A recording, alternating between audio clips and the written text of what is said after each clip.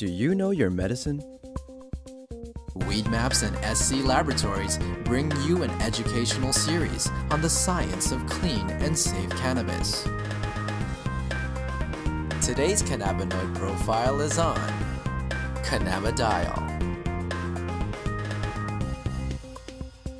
Cannabidiol, or CBD for short, is the second most prominent compound found in the cannabis plant.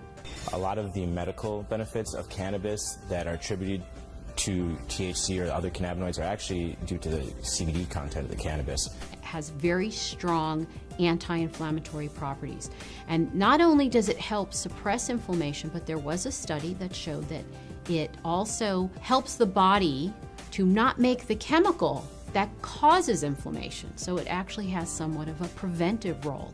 Cannabidiol has also been found to have anticonvulsant properties in that it can reduce the seizure threshold for a number of patients. I've had my own patients who have said that once they started using CBD-rich strains, they have found that they have had less episodes of their seizures. CBD is synthesized in the plant through the same pathways as THC, CBC.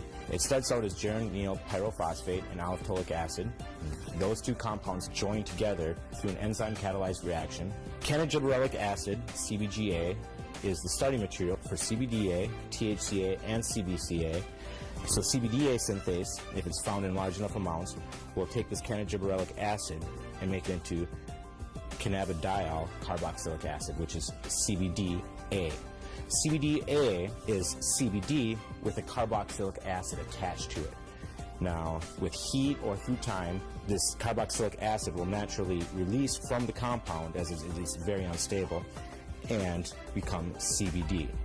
This process right here, where we lose this carboxylic acid, happens at about 80 degrees Celsius. A number of studies were done where they actually gave patients an overdose of THC to see what would happen when they then added CBD.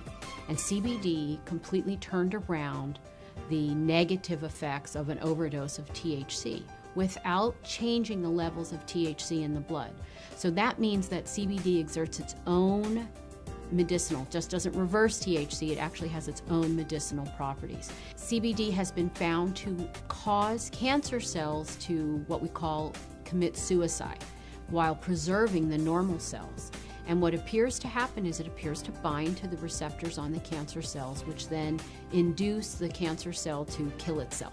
Cannabidiol has also been found to be what we call biphasic in terms of sleep. So at low doses, it's what we call alerting. It kind of keeps you awake.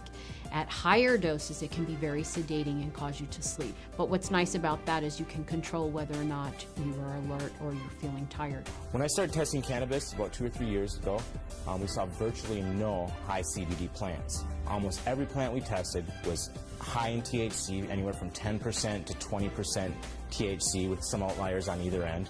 Some plants would have maybe 1% CBD at the max, 1.5% CBD at the max. Now that we've been testing for a while, we see anywhere from 8 to 15% CBD and maybe 5 or 6% THC in these strains. Some strains we get a 50-50 ratio. It can happen in all different ratios, but what it is it's a recessive gene in plants.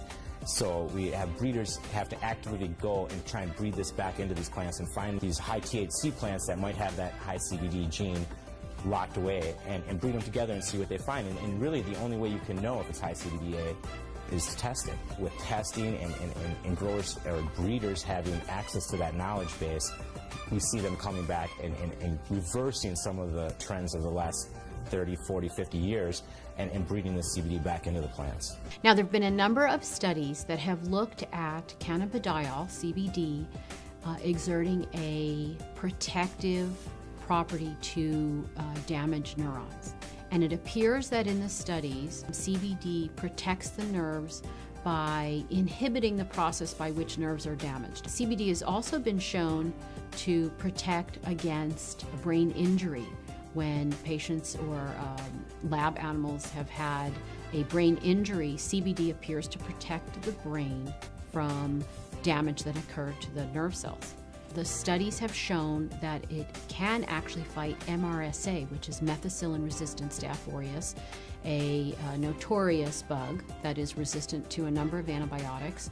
A topical application of cannabis was able to fight the infection, and the MRSA was eradicated from that infection site. SC Labs tests for CBD with a high-performance liquid chromatograph, also known as an HPLC. There's two different ways you can test for cannabinoids. It's either with an HPLC or with a GC. If you hear of someone testing with other methods, it's probably not a scientifically validated method. But the problem with the GC is that the GC uses heat to test for these cannabinoids.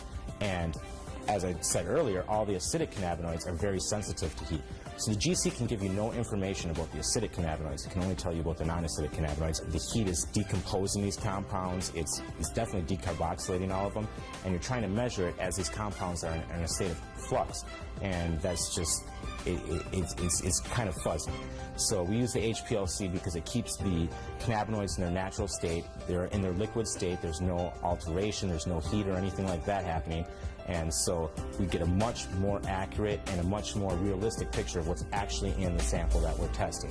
One of the important things for people to understand about cannabidiol is it is not psychoactive. That means it does not change your mood, your mentation, the way that THC has psychoactive properties and can actually cause what we call the high. CBD does not do that. For patients who are not interested in the THC effect but are interested in the CBD effect, this is a terrific choice for them to have.